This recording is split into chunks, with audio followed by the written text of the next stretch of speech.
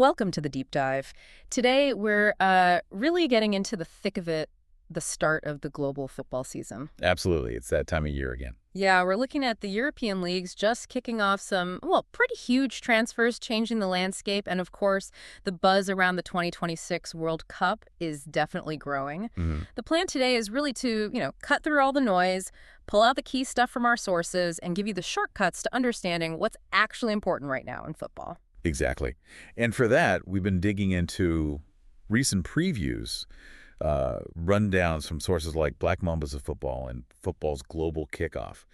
We're focusing on that key period, August 3rd to the 10th, 2025. Right. So this deep dive, it's all about getting you up to speed, ready for the season, and maybe thinking ahead to that massive tournament in 26. Okay, perfect. So let's dive right in. English football season, it always traditionally starts with the FA Community Shield. The curtain raiser. Usually sets the tone, but I heard this year was a bit different, maybe unexpected. Oh, absolutely. You could say that. Yeah.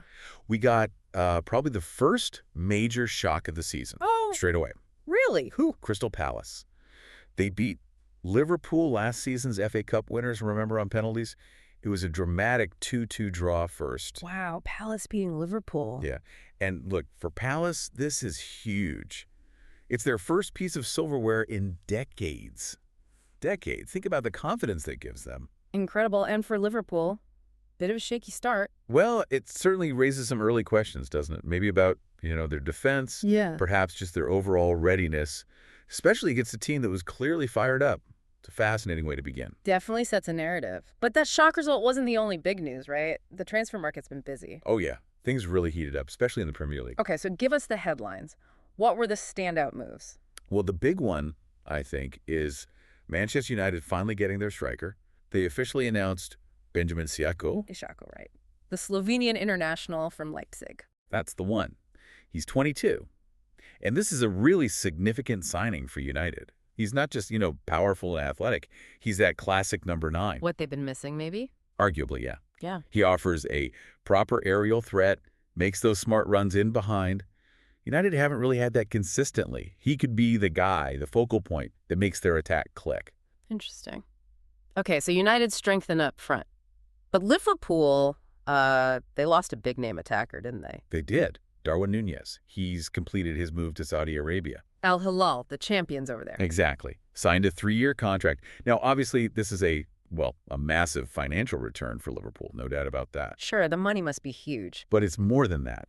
It signals, yet again, the incredible purchasing power of the Saudi Pro League. Right, they're attracting big names. And top players in their prime, like Núñez. It's not just about winding down careers anymore. It really makes you wonder, how European clubs counter this. Yeah, how do you keep hold of players when that kind of money is on the table? And what does it mean for, a player's career path now? Precisely. It's a major dynamic shift we're seeing. Okay, so the Community Shield shock, big transfers. The stage is definitely set for the league seasons. The anticipation is palpable. How are things looking in the Big Five leagues? Let's start back in England, the Premier League. Title race predictions. Oh, the Premier League. I think it's shaping up to be one of the most competitive title races in years, honestly. More than last year. Potentially. I see it as a genuine 4-horse race this time. You've got Arsenal, obviously. With Gyökeres now up front. Exactly. Victor Gyökeres. They'll be desperate to finally get over the line after coming so close. Then there's Man City. Always the team to beat, aren't they? Always. Liverpool, despite that Community Shield wobble, they've got Florian Wirtz, their record signing. They'll be right there. And Man United, now with Yuko leading the line. They have to believe they can mount a proper challenge. So, 4 teams. Who are the slight favorites if you had to pick one right now, heading into week 1? Ooh, tough one. But based on last season's consistency, plus adding Gyökeres, I might just give Arsenal the slight edge. Slight, mind you. Bold call. Saying Arsenal are slight favorites over City. What makes you lean that way, beyond just the new signing? Well, like I said, the consistency they showed for most of last season was remarkable. They seem to have learned a lot. Right, the maturity. Yeah, that maturity, the strong preseason they've apparently had, and addressing that key striker need with a proven scorer like Gyökeres. There's just this real hunger about them. They know what's required now. Okay, interesting. Let's hop over to Spain. La Liga. Still the big two. Feels like it, yeah. A classic two-horse race again. Real Yeah. Madrid are defending champs. Tons of talent, obviously. I sense a but. But the Jude Bellingham injury, that's a massive blow, a long-term one. Losing him is huge, not just goals and assists, but his energy, that link between midfield and attack. That's tough to replace. Yeah, absolutely. And Barcelona. Barcelona kind of going the other way, putting a lot of faith in their, incredible young talents. Lamine Yamal is the obvious example. They'll be pushing hard to get that title back. So what does it boil down to then? I think it'll likely come down to which of the Giants manages their squad best. Depth, injuries, fitness over a long season. That'll probably be the deciding factor. Makes sense. Italy now, Syria. More open, maybe. Oh, definitely. Serie A could be the most open of all the top leagues, I reckon. Who are the front runners? Well, you've got the Milan clubs, Inter and AC Milan. Both strong, both will fancy their chances. They're probably the favorites on paper. Okay. But Juventus, they've been quietly rebuilding, under the radar a bit. They'll be determined to get back on top. And any dark horses? You can never count out Napoli or Roma causing some upsets. They've both got quality. Honestly, I think it's going to be a thrilling back-and-forth battle. Consistency will be absolutely vital. Right. Week in, week out, grinding out results. Germany next, the Bundesliga. The eternal question. Had anyone stop Bayern Munich? Exactly. And, well, after signing Luis Diaz, they've just added even more firepower. It's hard to see past them, isn't it? They're the overwhelming favorites. Again, So same old story mostly. pretty much at the top. Borussia Dortmund will be the main challengers as usual. But what I find really interesting this year is Bayer Leverkusen. After losing roots to Liverpool. Precisely. How do they cope without their superstar? Can they adapt their whole attacking approach and stay competitive after such a brilliant season? That's a key storyline to watch. Definitely. And finally, rounding out the big five, France. League One. Yeah, League One. It's It's a familiar picture. PSG favorites. Clear favorites. Their financial muscle just puts them on another level domestically. Any signs of a closer race this year? Well, clubs like Monaco and Marseille, they've actually made some smart signings this summer. They look pretty decent. So maybe challenge for the title? Challenging PSG for the league itself, that's probably a stretch. But closing the gap, definitely. And maybe pushing hard for the domestic cups, adding some much-needed competition. That seems realistic. Okay, great overview of the big five. Now let's zoom out a bit. There's loads happening across the globe in football beyond those leagues. Absolutely. And we have to talk about something every single fan everywhere has an opinion on. VAR. Ah, yes. VAR. The gift that keeps on giving debate. Right. So what's the latest with VAR heading into the new season? Any changes? Well, the leagues have announced, new directives, some tweaks. The main aim seemed to be increasing transparency, which everyone wants, and reducing those really long, frustrating delays we all hate. How are they planning to do that? The idea is to apply the clear and obvious error standard more consistently. Hopefully that means fewer really marginal offside calls getting overturned after 5 minutes of drawing lines, and less time with the ref staring at the monitor while the crowd gets restless. Yeah. But look, the multi-million-dollar question for you listening is, will it actually work? Yeah. Will we see fewer controversies? Will clear and obvious mean the same thing every week? Exactly. Or will new interpretations just create, new arguments? Yeah. One thing's for sure. It's guaranteed to be a massive talking point right from the first whistle. No doubt about that. Okay, VAR aside, what else globally? Let's go across the pond. North America. Right, MLS. Mm-hmm. The season there is already in full swing, and it's really hurtling towards the playoffs now. It's getting tight. Incredibly tight. The race for those final playoff spots in both the East and West conferences is intense. Almost every single match has huge implications.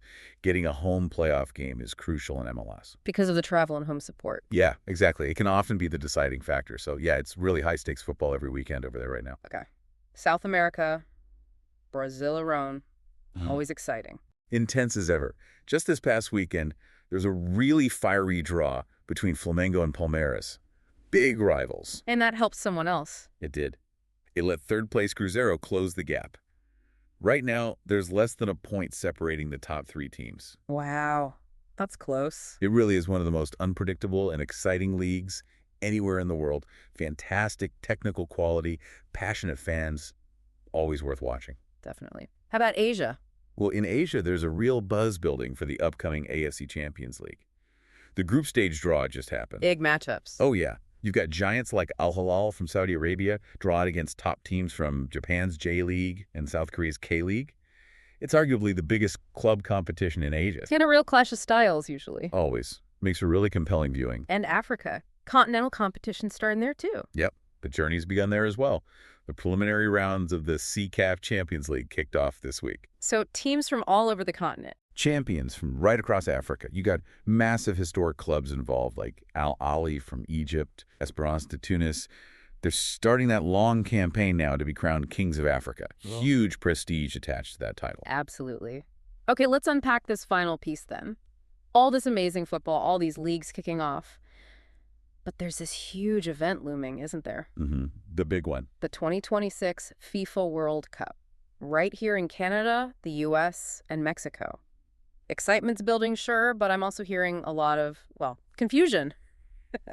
Especially about tickets. Yeah, that's definitely a growing theme. People are excited, but they're also a bit anxious about actually getting hold of tickets. So what's the deal? What is the official process? Is it complicated? It is, frankly. The official process involves multiple different phases. There are public ticket lotteries, different application windows depending on the phase. It's not straightforward. Sounds like it could be frustrating. It absolutely can be. Very complicated, potentially very frustrating if you're not prepared. You know, millions of fans are going to try, and many will be left disappointed if they don't really understand how it all works. Right. And the complexity seems so high that resources are popping up to help people figure it out. I saw mention of something called the Ultimate FIFA World Cup 2026 Ticket Playbook. Exactly. What does the fact that something like that even exists tell us about this whole situation? Well, I think it tells you everything, really. The creation of such a detailed guide just highlights the absolutely immense global demand for World Cup tickets. And the difficulty in getting them. And the sheer challenge fans are facing.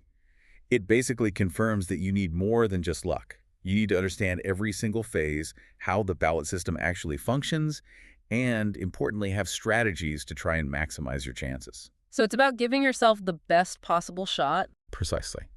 It breaks down the phases, explains the ballots, offers tips. It's available as an eBook, audiobook, even video guides, apparently. It's all designed to give you the best possible chance of actually being there, live in the stadium, in 2026. It shows you need a strategic approach for what's become a super competitive process. A strategic approach just to buy a football ticket. Wow. Okay, well, that brings us pretty much to the end of this deep dive. Flew by. It really did. What an incredible start to the football season we've covered, though. New champions in England already, massive signings shaking up the Premier League. The global game is well and truly back. It certainly is. And maybe, just to leave you with something to think about, when we consider that complexity, that huge demand for 2026 World Cup tickets we just discussed, what does that challenge really signify about how the relationship between us, the fans, and the sport's biggest events is changing? And how might it reshape, what it even means to be truly invested in the beautiful game when getting access to its biggest moments becomes this incredibly competitive hurdle? That's a really interesting thought to end on. Definitely something to mull over.